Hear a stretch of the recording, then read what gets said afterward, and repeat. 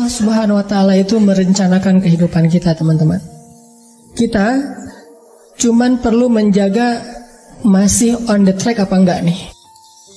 Kita cuma perlu ngejaga kita ini masih di garis yang Allah ridhoi atau enggak. Kalau masih di dalam garis yang Allah ridhoi, biarkanlah Allah yang mengarahkan kemana. Pokoknya jangan sampai ngelanggar aja, jangan sampai keluar batas saja. Dan insya Allah jalan itu enggak akan membawa kita kepada kehancuran atau kerugian. Enggak mungkin.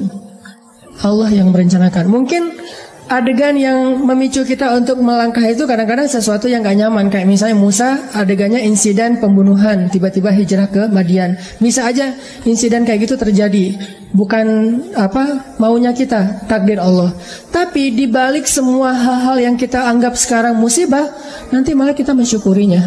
Sekarang kita menganggapnya musibah, someday kita akan menganggapnya sebagai nikmat, rahmah. Kita aja yang belum mengerti. Jadi musibah dengan nikmat itu sebetulnya adalah persepsi kita. Kalau kita memahami kebaikan di dalam musibah, kita akan menyebutnya bukan musibah, itu rahmat. Tapi kalau kita nggak ngerti, kita nyebutnya musibah. Sama kayak misalnya, aduh judul ini ditolak sama dosen pembimbing, sehingga kita harus ganti judul yang baru. Kita anggap itu musibah kan?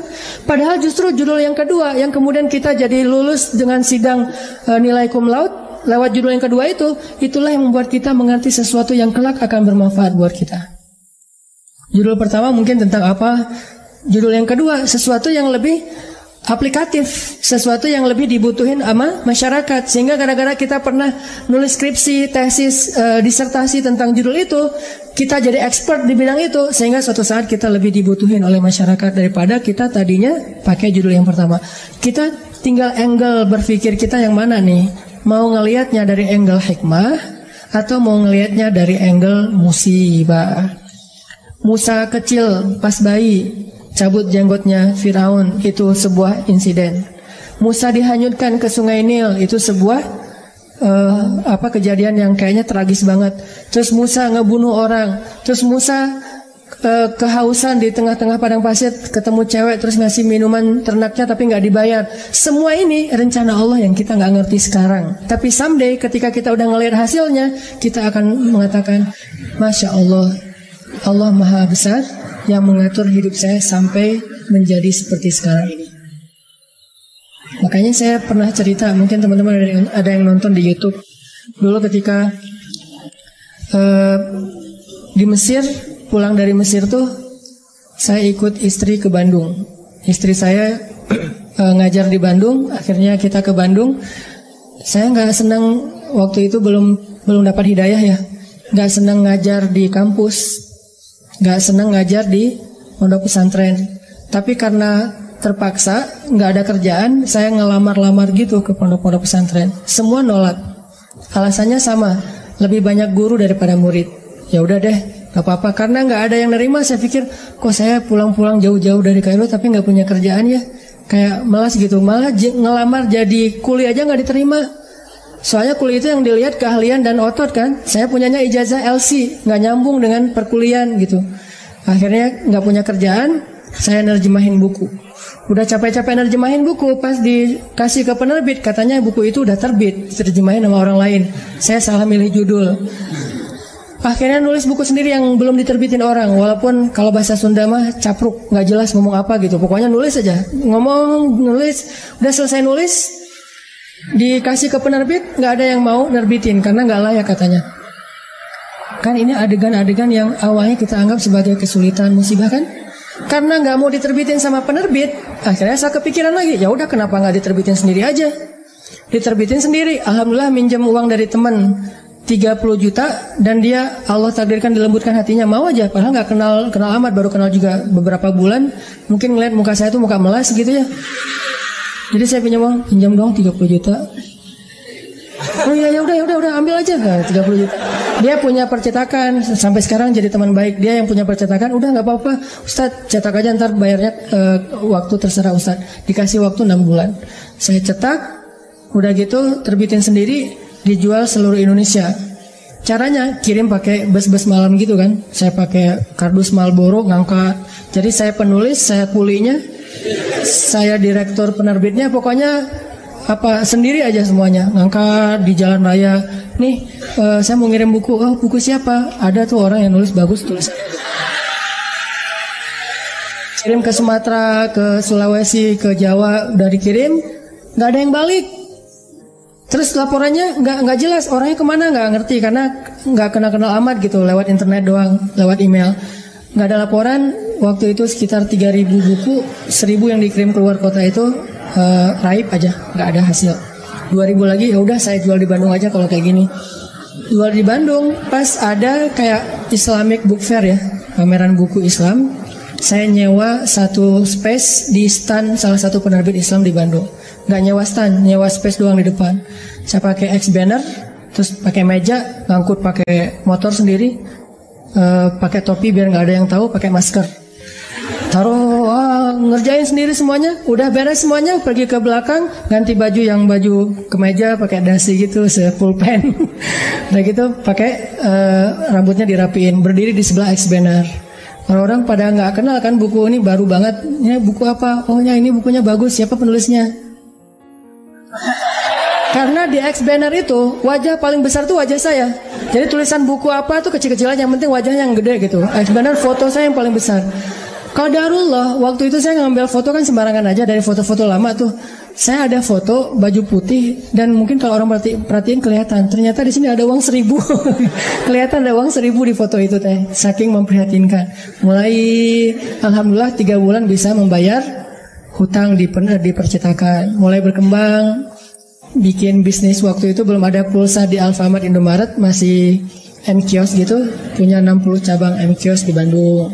Mulai masuk ke jual beli mobil bekas, masuk ke properti. Terus ujung-ujungnya alhamdulillah balik lagi kepada habit, yaitu dunia dakwah. Jadilah sekarang di Pemuda Hijrah, dan saya tinggalkan yang usaha-usaha kayak gitu biar fokus kepada dakwah. Tapi akhirnya saya berpikir, kalau dulu saya mungkin diterima di ngajar di satu tempat, mungkin saya nggak akan pernah ngelakuin hal-hal yang seperti sekarang. Kalau dulu saya diterbitin bukunya oleh orang lain, mungkin saya nggak akan pernah nulis sendiri, dan seterusnya dan seterusnya. Banyak hal yang kita sebut sekarang musibah, besok kita bilang itu sebuah nikmat. Angle-nya doang yang berbeda. Tinggal kita yakin nggak sama Allah Subhanahu Wa Taala. Jadi bisa jadi hari ini ditolak atau hari ini diputusin, suatu saat kita mensyukuri keputusan itu.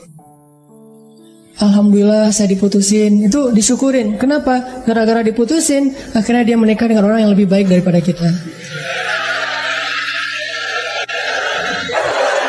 Syukur kan? Namanya cinta sejati. Gimana? Harus syukur. Alhamdulillah dia dapat yang lebih layak daripada saya. Dan saya mah nggak dapat sampai sekarang misalnya. Ya nggak apa-apa. Kayak Julaibib ya. Tunggu aja di masjid. Kan gak enak banget awalnya tuh. Gimana kita menganggap diputusin itu nikmat, apalagi diputusin dengan bahasa kita adik kakak aja ya. Berat ya. Gak enak kalau kayak gitu teh. Cuman nanti suatu saat kita akan mensyukuri nikmat itu. Kayak banyak orang yang ngerasa kok saya ngeband udah sekian lama tapi gak ada yang masuk ke dapur rekaman, sampai dia bikin kayak semacam sponsor me kan. Dia ngeband, terus bikin arrangement lagu, dia posting di YouTube, diupload di YouTube supaya ada yang sponsor. Ternyata nggak muncul. Anak skate, dia ngetrik, tapi nggak ada yang jadiin dia brand ambassador brand tertentu.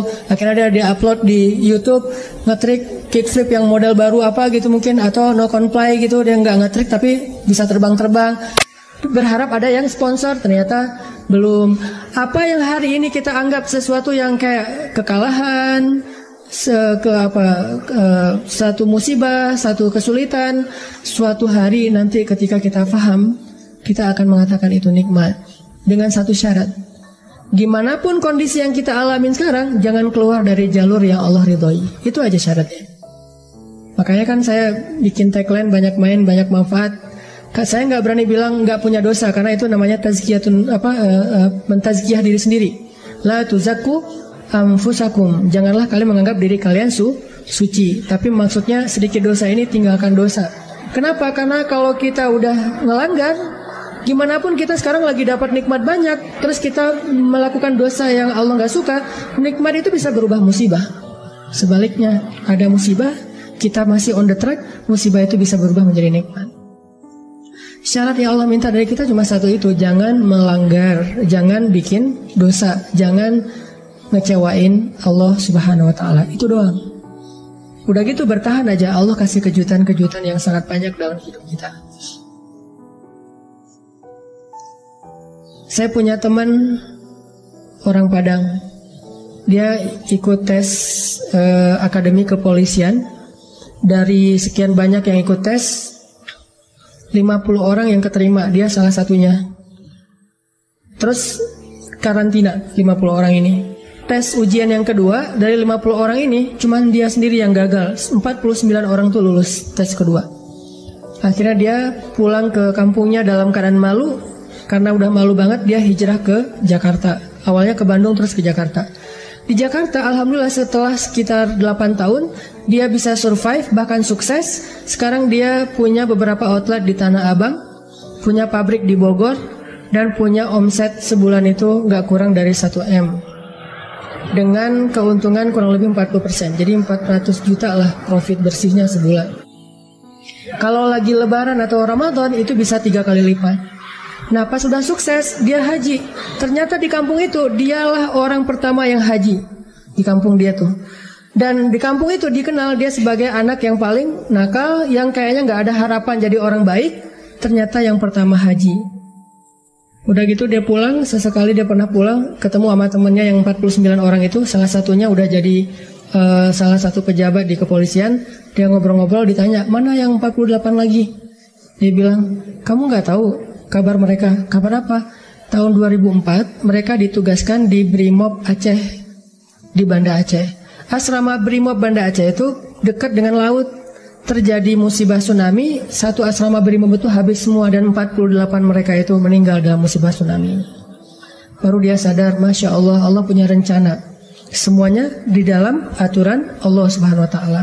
Sehingga dia akhirnya mensyukuri kegagalan dia dulu di tes kepolisian. Walaupun yang lulus juga baik, yang gagal juga baik. Jadi ini bukan soal buruknya, tapi soal antara satu kebaikan dengan kebaikan yang lain. Yang lulus baik, yang ternyata gak lulus juga, Allah simpan kebaikan dengan cara yang lain. Bahkan mungkin bagi dia sekarang, kalau disuruh pilih, dia lebih milih gak lulus. Kalau dia sekarang udah paham. Dulu dia memilih lulus. Dia stres, dia kayak putus asa gitu. Pas ketahuan cuma dia sendiri yang gak lulus. Tapi setelah dia paham maksud Allah, pasti kalau sekarang disuruh pilih, mending dulu kamu lulus apa enggak? Enggak deh, mending kayak gini aja, pasti kayak gitu. Jadi kita butuh waktu untuk mengerti teman-teman tentang maunya Allah itu apa. Sama kayak sekarang, kita butuh waktu untuk mengerti kenapa di usia segini masih sendiri. Butuh waktu untuk mengerti. Mungkin Allah emang lagi mempersiapkan calon imam kita yang ideal banget. Nah untuk mendapatkan seseorang yang ideal itu kan butuh waktu.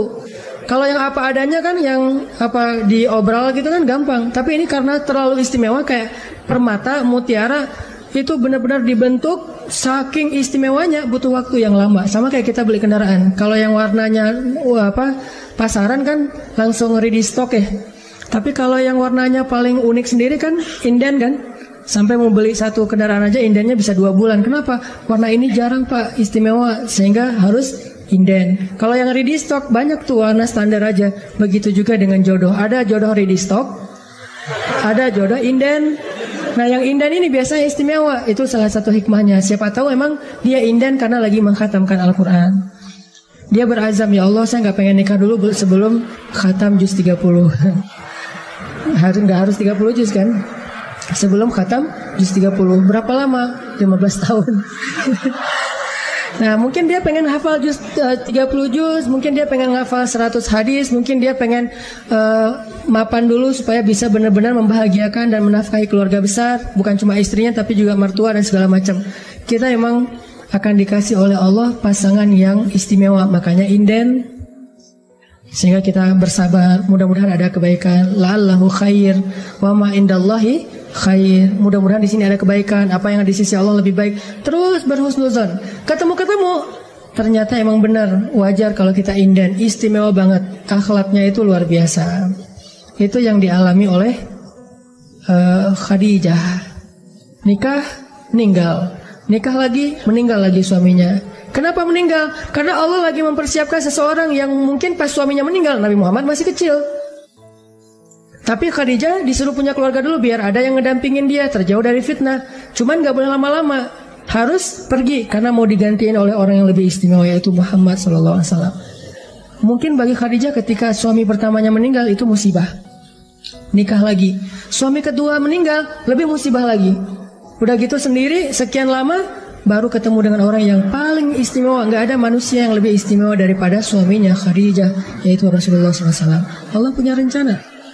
Awalnya Khadijah menangis, yang kedua Khadijah menangis, tetapi setelah dia faham rahasia yang ketiga, mungkin dia akan mengatakan bahwa inilah yang terbaik untuk saya. Kalau saya tahu ini dari dulu, maka saya akan tahu bahwa Allah itu maha baik kepada saya. Ini artinya Allah punya rencana.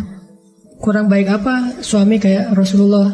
Nih, mungkin kita yang berada di sebelah kanan ini lagi disiapin sama Allah untuk belajar akhlak dari Rasul, supaya nanti kalau ketemu yang di sebelah satu lagi, insya Allah kita benar-benar bisa membahagiakan dia seperti Rasul membahagiakan Khadijah atau Aisyah.